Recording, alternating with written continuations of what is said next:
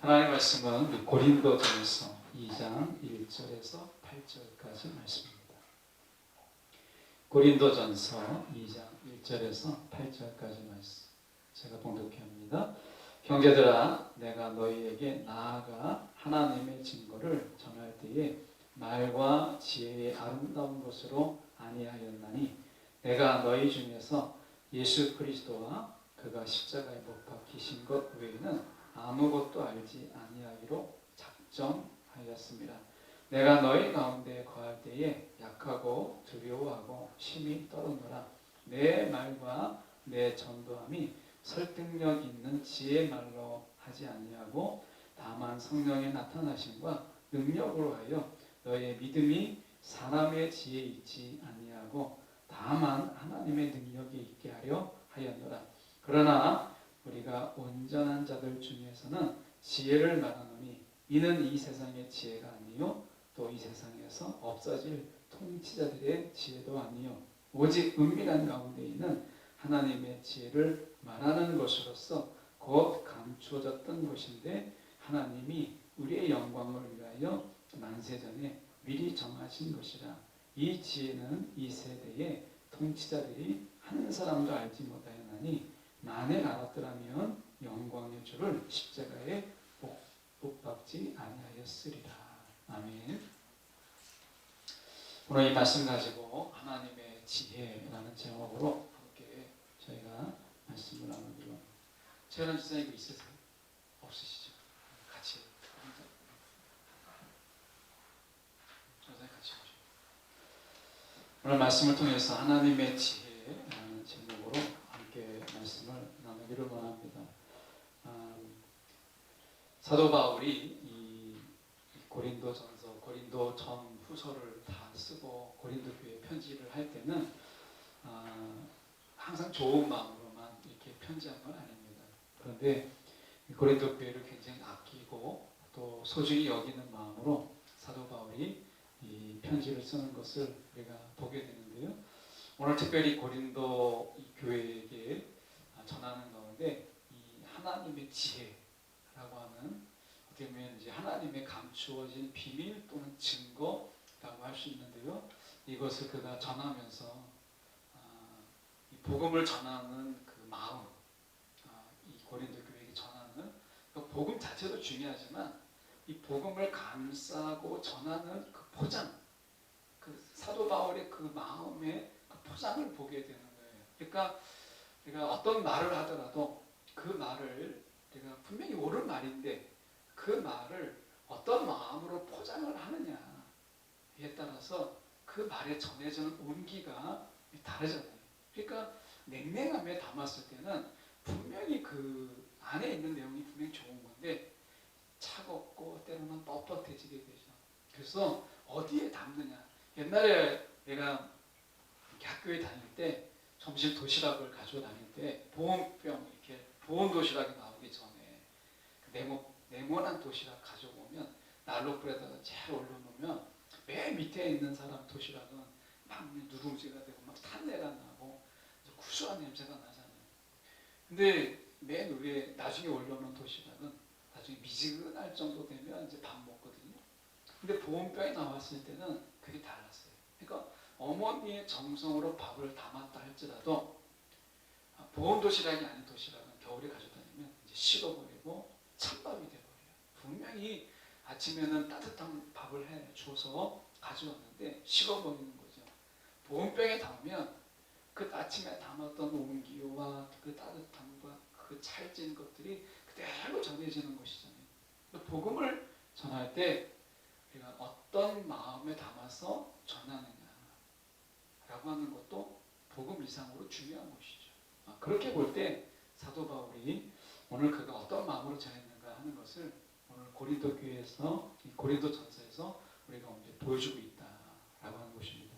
1절의 말씀 보시면 형제들아, 내가 너희에게 나아가 하나님의 증거를 전할 때에 말과 지혜의 아름다운 것으로 아니하였나니 라고 이야기합니다. 여기서 우리 성경은 하나님의 증거라고 되어 있는데 이것은 두 가지 해석이 가능합니다. 하나님의 증거라고 할 수도 있고요. 또 하나님의 비밀이라고 말할 수도 있습니다. 그래서 어떤 번역에서는 하나님의 증거라고 우리처럼 되어 있고 다른 성경에서는 하나님의 비밀이라고 말할 수도 있습니다. 비밀로 보느냐 증거로 보느냐에 따라서 해석의 갈림길이 좀 갈라지긴 합니다. 그런데 그냥 저희는 이 성경을 그냥 바탕으로 해서 저희가 깊게 들어가지 않고 보려고 해요. 내가 너희에게 나아가 하나님의 증거를 전할 때에 이렇게 얘기합니다. 이 하나님의 증거를 전한다라고 했을 때 하나님은 하나님 되심을 스스로 드러내시는 분이시거든요. 그러니까 하나님이 하나님 되심을 사람의 증인이나 사람의 어떤 이 증언 이런 것이 하나님은 필요가 없습니다. 하나님은 스스로가 하나님 되심을 지금까지 드러내 오셨어요. 여러분도 마찬가지 아니겠어요? 여러분이 하나님이 하나님 되심을 어떻게 하셨어요? 누군가가 증언하고 누군가가 보증을 성으로 인해서 하나님이 하나님 되심을 하셨습니까? 처음은 그렇게 했다 할지라도 이게 오래가지 못해요. 어렵고 뭔가 힘든 일이 있고 인생에 고난이 있을 때 사람들이 이야기한 하나님의 증언, 하나님에 대한 보증, 인간이 하나님을 어떻게 보증을 설 수 있겠어요? 그렇잖아요? 이건 오래가지 못해요.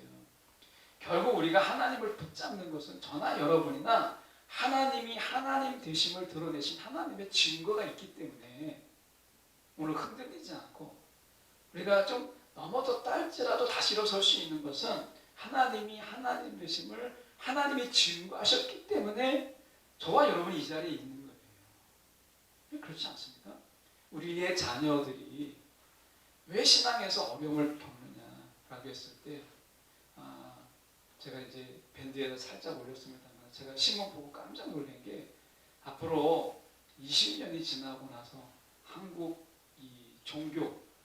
종교가 재편될 거라는 거예요. 20년이 지나면 그 중에 가장 쇠퇴의 그 타락의 그 쇠퇴의 길, 타락이라기보다는 이 쇠퇴의 길을 거르는 종교가 있는데 많은 사람들이 국민들이 그거를 기독교라고 보았다.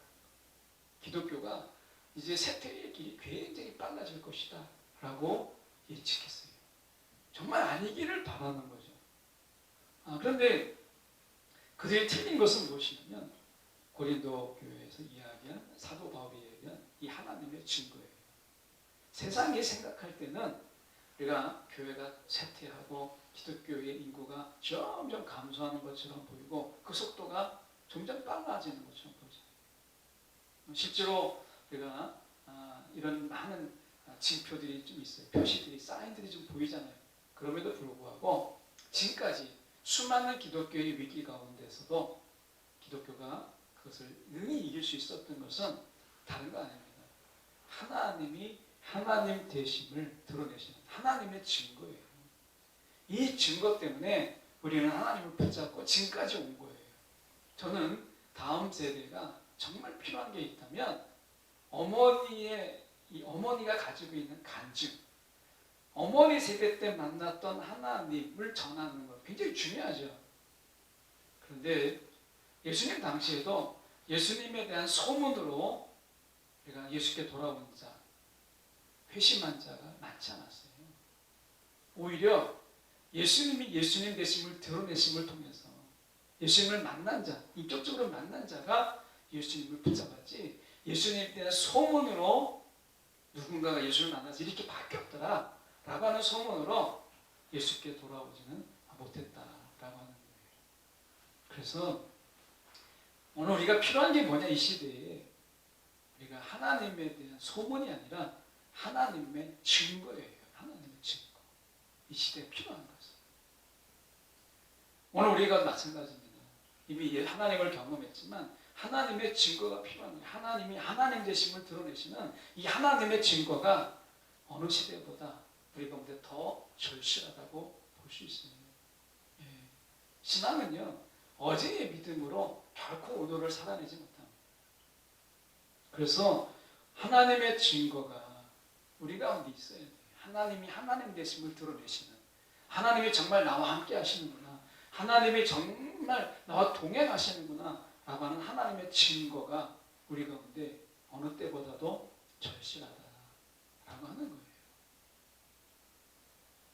하나의 동기 유발은 될 수 있죠.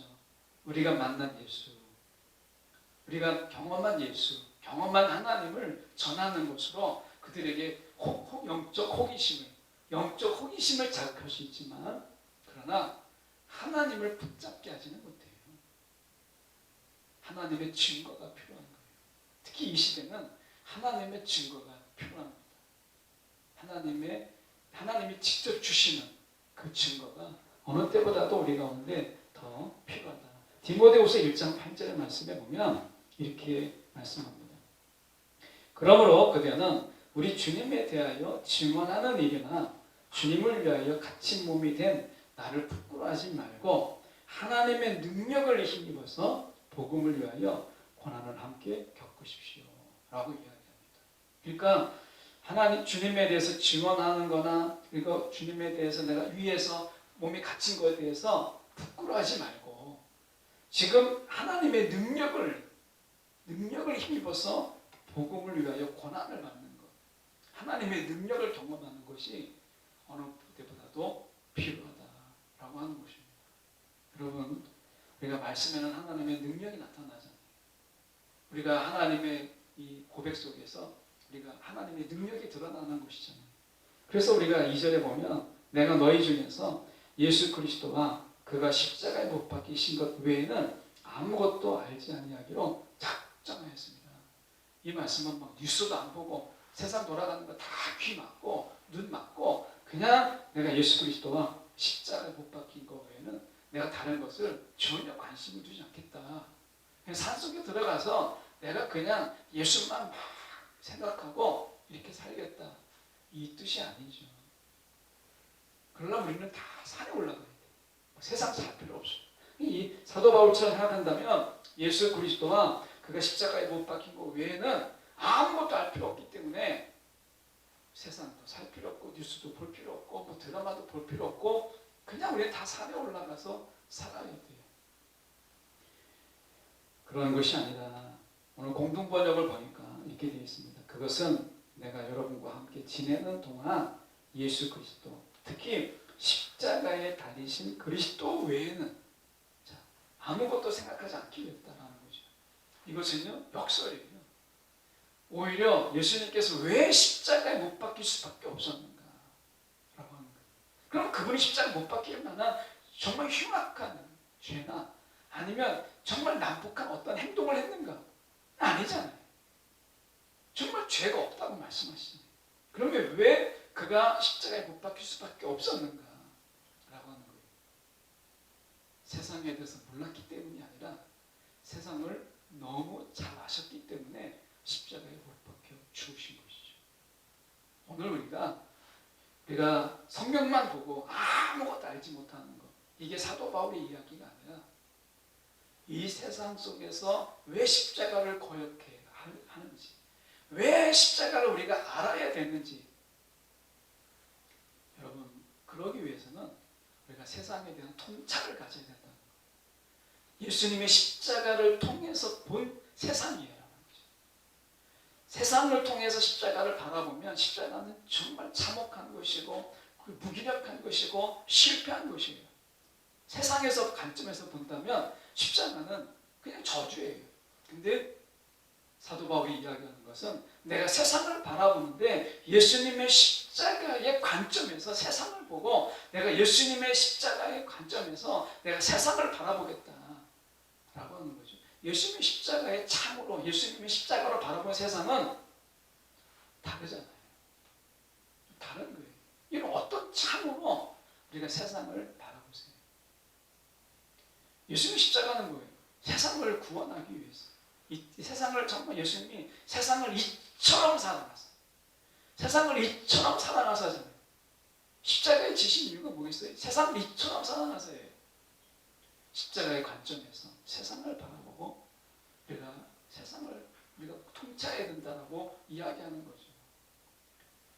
자꾸 우리가 놓치는 게 무엇이냐면 세상의 관점에서 십자가를 바라봐요. 참 미련하고 그리고 어떻게 보면 바보스러운 죽음인 거예요. 가룟 유다가 생각할 때 예수의 십자가는 그렇게 죽으면 안 되는 거죠. 하늘의 천사를 막 동원해서 하나님의 능력을 드러내서 로마를 패하게 하시고 다윗의 왕권을 다시 세워야 되는 이런 거잖아요. 근데 십자가를 바라보니까 거기에 승리가 있는 거예요. 죽으심을 통해서 죽음을 이기신 승리가 십자가에 있는 것이고, 그 죽으심을 통해서 사단을 멸하신 것이 또한 십자가잖아요. 십자가는 패함이 아니라 승리잖아요. 다른 거죠. 그래서 사도 바울이 이야기하는 것은 십자가의 시각으로, 십자가에서 세상을 바라보는 이 시각을 그가 내가 포기하지 않겠다. 세상에 나를 바보라고 여기더라도 내가 예수님의 시각으로, 하나님 예수 그리스도의 십자가의 시각으로 세상을 바라보는 일에 내가 그 어떤 것도 내가 포기하지 않겠다라고 하는 거예요. 그 시대에 유행한 그런 어떤 시대에 유행하는 어떤 사상이나 이런 철학이나 이런 사고들이 그 시대의 트렌드처럼 불길처럼 일어나잖아요. 이 시대에 우리가 트렌드가 뭐예요? 지금 AI라고 하는 이런 것도 우리 가운데 굉장히 많이 회자되고 있는 새로운 시대를 이야기하고 막 하잖아요. 그런데 그거에 비하면 십자가가 너무 고전적이고 너무 낡은 것처럼 보여요. 사도 바울은 그래도 내가 예수님의 십자가로 세상을 바라보는 이 나의 시선을 포기하지 않겠다. 이것입니다. 오늘 예수님의 십자가로 우리의 삶을 통찰하고 우리의 삶을 분별할 수 있는 사도 바울은 이것을 고집하겠다. 내가 포기하지 않겠다. 라고 하는 것입니다.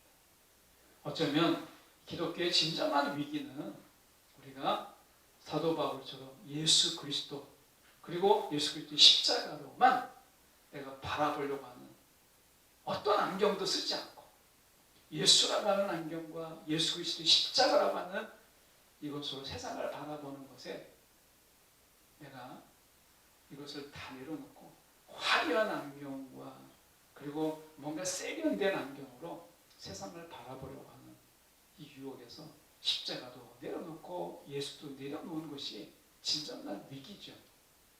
우리가 가지고 있는 진정한 위기는 바로 여기 있다는 거예요. 그래서 여러분 우리가 3절에 이렇게 말씀하는 거예요. 내가 너희 가운데 거할 때에 약하고 두려워하고 심히 떨어노라. 이렇게 얘기합니다. 그가 왜 떨었을까요? 4절에 얘기합니다. 내 말과 내 전도함이 설득력 있는 지혜의 말로 할까봐. 자꾸 설득하려고 할까봐. 그럼 막 지혜의 말로 막 할까봐. 왜냐하면 사도 바울은 말에 능한 자예요. 그가 말에 능한 자고 굉장히 유식한 자예요. 자기 지혜를 자랑하려고 하면 당대의 어떤 철학가나 어떤 종교가도 그를 능가할 만한 자가 없었어요. 그는 가말리엘의 수제자였거든요. 이 당시 수제자라고 하는 건 엄청난 위치에 있는 거예요. 그러니까 자기가 설득력이 있는 어떤 말이나 지혜의 말로 할까봐 이게 두려웠던 거죠. 그가 원했던 건 뭐겠어요? 성령의 나타나심과 능력으로만 그가 하기를 원했던 것이죠. 그래서 우리가 성령의 능력으로 우리가 성령의 나타나심과 능력을 한마디로 이야기하면 선포예요. 선포. 앞에는 설득이죠. 여러분 신앙은 설득이 아니라 선포예요. 여러분 오늘 우리가 하나님께서 앞뒤 가리지 않고 우리 가운데 말씀으로 선포하시죠. 우리가 이해하려고 하면 여러분 그 선포가 다 이해되지 못해요. 사실은 진정한 믿음이라고 하는 것은 우리가 그것이 이해되는 것이 아니라 그 선포가 우리 가운데 실제가 되는 것을 바라볼 때 우리의 믿음은 변치 않거든요. 근데 우리가 자꾸 하나님이 나를 설득해 주기를 원하고 하나님이 나를 자꾸 이해시켜 주기를 원해요. 여러분에게 신앙이 어때요? 예수님의 십자가가 여러분에게서는 이해가 되십니까? 예수님의 십자가는요, 우리의 머리는 이해가 안 돼요. 예, 이해 안 되는데 실제 일어난 일인 거예요. 이것을 내가 받아들이면, 십자가를 받아들이면 내 삶에 십자가의 삶이 나타나는 거예요. 여러분, 하나님이 나를 이해시켜주고 나를 설득해 주려고 하려 할 때 우리가 놓치는 게 뭔가를 고민해 보라는 거예요. 하나님 나를 이해시켜주고 하나님 나를 설득. 정말 하나님 여러분 어떠세요? 하나님 우리를 정말 이해시켜주고 하나님 우리를 막 설득해 주십니까? 아니잖아요. 훨씬 그렇지 않은 일들이 많습니다. 이해되지 않는 게 많고 설득되어지지 않는 일이 정말 많아요. 그런데 하나님은 선포하세요. 우리 가운데 선포하십니다. 이 선포로 우리 가운데 이해되지 않지만 아멘함으로 나가는 것이죠. 이것은 맹목적인 신앙을 이야기하는 게 아니에요. 묻지도 말고 따지지도 말고 그냥 맹목적으로 주님을 믿어야 된다라고 하는 것이 아니라 우리 가운데 진정한 믿음을 이야기하고 있는 거예요. 자, 그래서 저희가 5절에 보면 이렇게 되어 있습니다. 5절에 보면 너의 믿음이 사람의 지혜에 있지 아니하고 다만 하나님의 능력에 있게 하여노라 라고 얘기해요. 사람의 지혜에 있지 않다는 거예요. 사람의 지혜. 이 말은 사람의 지혜 방식으로 하나님이 말씀하지 않으신다는 거예요. 설득과 그리고 이해시키는, 설득과 이해시키는 것으로 우리가 하나님이 그렇게 하지 않으세요. 하나님 어떻게 해요? 능력이라는 거예요. 능력. 하나님의 능력. 이거 좀 차이가 있다는 거예요. 그래서 저는 여기서 저희가 좀 보시면 이렇게 말씀할 수 있습니다. 7절로 좀 건너가서 보시면 오직 은밀한 가운데 있는 하나님의 지혜를 말하는 것으로서 곧 감춰졌던 것인데 하나님이 우리의 영광을 위하여 만세전에 미리 정하신 것이라 이렇게 되어 있습니다. 이 7절을 우리가 지금 보면 이렇게 이야기합니다. 제 다른 성경으로 봉독해 올리면 우리가 말하는 지혜는 하나님의 비밀 가운데 있는 지혜입니다. 이것은 감춰졌던 것이며 하나님께서 우리의 영광을 위해 창조 전에 미리 정하신 지혜입니다. 자, 하나님의 이 감추어진 지혜가 우리 가운데 짜잔하고 열렸다는 거예요. 세상에 많은 지혜들, 세상에 많은 지식들이 막 넘쳐날 때 하나님은 감춰졌던 지혜를 우리 가운데 다 개봉하셨어요. 이게 왜 그러겠어요? 세상은요 이제 지혜와의 싸움이에요. 지혜와의 싸움. 그래서 뭔가 설득력 있는 지혜가 최고의 지혜고 우리를 이해시킬 수 있는 지혜가 최고의 지혜. 지금 시대가 그렇잖아요. 설득력 있고 뭔가 이해시킬 수 있는 지혜가 우리 가운데 최고의 지혜예요. 그런데 하나님이 우리 가운데 창조 전에 이러한 때가 있을 것을 아시고 하나님이 지혜를 준비해 놓으셨다는 거예요. 이 지혜. 근데 이 지혜는 세상의 지혜와 다른 거예요. 뭔가 설득력이 있거나 막 이해력이 넘치거나 하는 게 아니라 이것은요 내가 믿음으로 받아들이게 될 때 비로소 깨닫게 되고 비로소 알게 되는 거예요.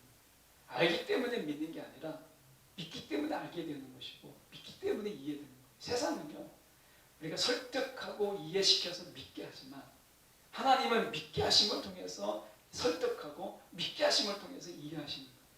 이게 하나님의 감춰진 지혜고 이게 십자가예요. 그래서 8절에 보시면 말씀에 보면 이렇게 되어 있습니다. 이 지혜는 이 세대의 통치자들이 한 사람도 알지 못하였나니 만일 알았더라면 영광의 주를 십자가에 못 박지 아니했어요. 이거는 바울의 기대죠. 그런데 실제로 복음서는 어떻습니까? 포도원의 주인이 이제 세를 받으러 보내잖아요. 이제 주인의 사람들을 보내는데 어떻게 합니까? 포도원 농부들이 세를 내기 싫어서 때리거나 돌려보내거나 막 하잖아요.